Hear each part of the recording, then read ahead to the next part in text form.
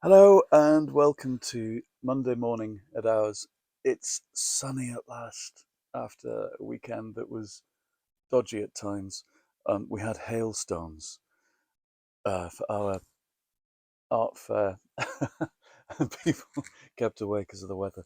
Anyway, I've got a microphone. We had one for last year when Jeremy was making videos for his political campaigning locally, and I'd forgotten about it. So hopefully this is working and you can hear me better than ever before. I thought I'd do a quick catch up on Monday morning. I look tired. I've written my words for the morning. It's about 10:30. I've done my 1100 words. I try and aim for 1,000 with this particular book each time I sit down to write. Always go over slightly. With this book, I'm building it more slowly. Usually I'd write about 2,000 words a day. This is more incremental. Because I'm feeling my way into a suspenseful story, so it's got to be built very carefully. Anyway, that's what I'm telling myself. Right, catch up. I have to mention the Gab. Now, this is a journal, the first issue of a literary journal. That's the posh way of describing it. It's also very like a fanzine, I think. It's a fanzine about children's fiction of a certain era. I think kind of the 60s, 70s, puffin books mostly. And yeah, celebrating the second golden age of children's books. Issue one, spring 2004. Obviously, that's this year. It looked like 2021 there for a second. I thought we were pitched backwards in time, which wouldn't be good. It's written and edited by a friend of mine, an editor, literary editor called John Appleton. He's a children's books expert, and it's the most wonderful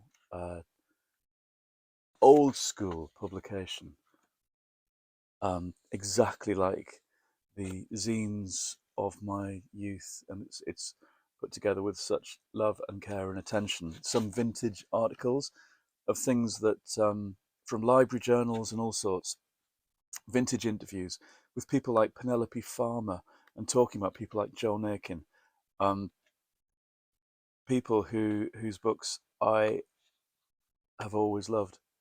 So I'm hoping this will go on and become a quarterly journal. You need to get in touch to get copies with John. Um, I'll put the email address or whatever, the contacts underneath on my channel. Yeah, GAB is short for Golden Age Bulletin. That's great. Uh, oh, yes, his email is john@letterfromrobin.com for you to get in touch and subscribe to this wonderful journal. Okay, more catching up. I finished William Boyd's novel, Ordinary Thunderstorms, which has taken me ages to read, actually. It's our book club book. Book club is this evening at Siobhan's house, and it's her choice of book. Now, I'd read William Boyd years ago, as I think I said. I haven't read anything for ages. This, um, everybody raved about. Two people had already read it in our club, and were happy to read it again.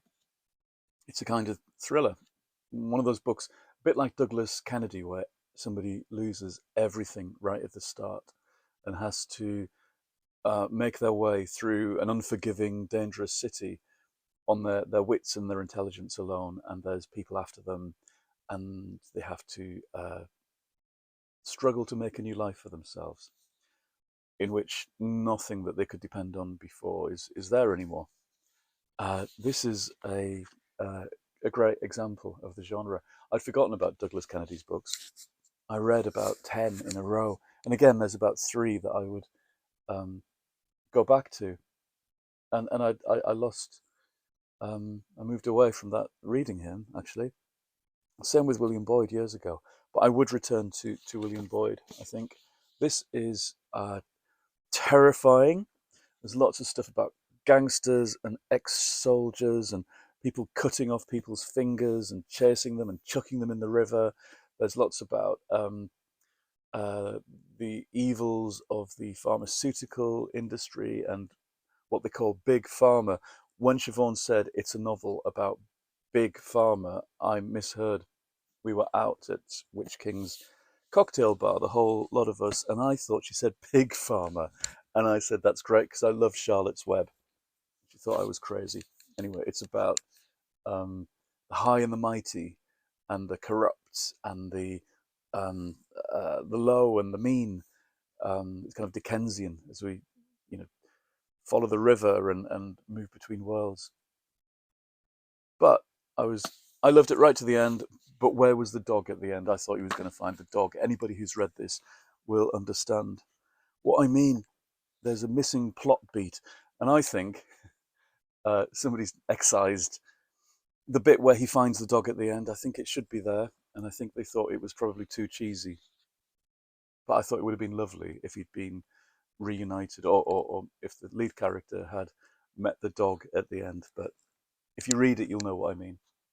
I'm also now moving on to, I'm about halfway through a reread of James Baldwin's Giovanni's Room, which, looking at the front, apparently I read in 1995 and then again in 1997.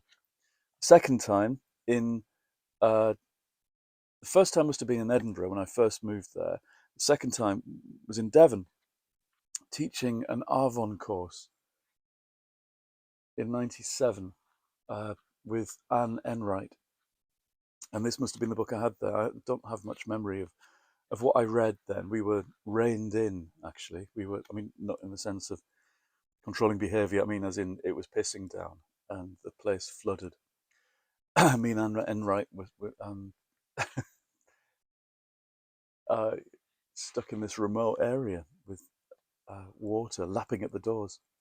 Anyway, it's lovely to go back to this. It makes so much more sense knowing Paris. It sounds silly, but and pretentious, but knowing the layout of Saint Germain when they go to in second chapter or whenever it is early on when he first meets Giovanni and they have this very romantic drunken night and they have breakfast of wine and oysters at dawn at Les Halles. I know where they are. I know where they've come from, and that means so much more in a way. I love James Baldwin's writing. I've read, I think, most novels by him. Um, a while ago now, maybe 20 years ago, probably 2003, 4, I read the rest of them.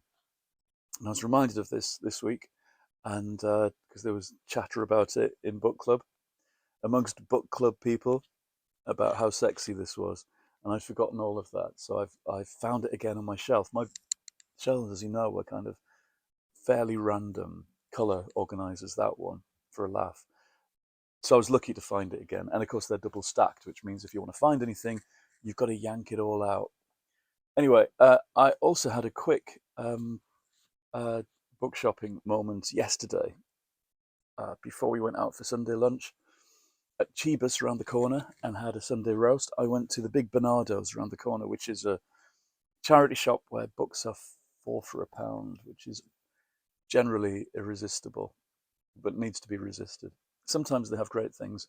Sometimes they have things that come from people's collections. You can see these are armloads of books from people's actual shelves. And they're the kind of shop that doesn't chuck that out. You know, a friend of mine worked for Oxfam and was dismayed to find that there was a skip at the back where they would just dump books that looked older than a couple of years, which is, you know, disgraceful. He said he felt like he was in Sophie's Choice for Penguins, which is a sick reference. Anyway, I ended up with a pile of Viragos, you know, these bottle green Verago spines from the 80s. Willa Cather, The Professor's House, a book I've always meant to read. I don't think I have. I love the fact that their print was so friendly and large as well, on the whole. These are very nostalgic just to hold. E.M. Delafield, Thank Heaven Fasting. Well, I've read The Diary of a Provincial Lady, of course. Isn't that cover fabulous? They used to choose really lovely paintings, contemporaneous paintings, for their covers. And Rebecca West, Fountain Overflows. I've never read Rebecca West, which is shaming, really. This is a novel set in Eaton Square, I believe. Um, so it's the time and the place of Upstairs Downstairs, which oh no, that wasn't that one. All mixed up. It's the Delafield that's set in Eaton Square. It's the time and place of Upstairs Downstairs, which is a huge recommendation for me. The idea of going into that world,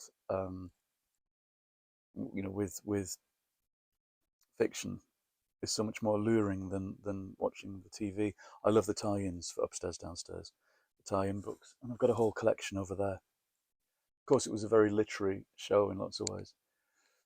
Anyway, I'll talk about Upstairs Downstairs and period dramas some other time. Another one of my various obsessions. Aren't they great? It makes you want to collect up. I mean, I've got lots of them up there already. There's all my Nell Dunns, my Margaret Atwoods. They're all vintage ones with those green spines and beautiful covers. Um, Verago, I think, are nothing like that now. Their books look like just anybody else's. They don't have that feminist commitment that they used to have. I think that's passed into the hands of people like Persephone books, which are on this amazing program of reprinting forgotten books, not always classics, but books that have been passed over by time, by women and men, but often about domesticity, about ordinary lives. And Persephone books are beautiful, beautifully produced. As I say, Virago books used to be, and they're not anymore. And I don't know why. I don't know why they don't. I don't know why people don't capitalize on the things that made them distinctive, I suppose. Anyway, I loved Virago books. Um, I do remember the woman who started it being extremely rude to me the first time I ever went to a London kind of literary party. Um, anyway, that's another story for another time. Anyway, I'm going to stop now, and hopefully you will, oh, I don't know, click like, press subscribe, and tune in again soon at some point. And I hope this microphone has worked. Anyway, ta talk again soon.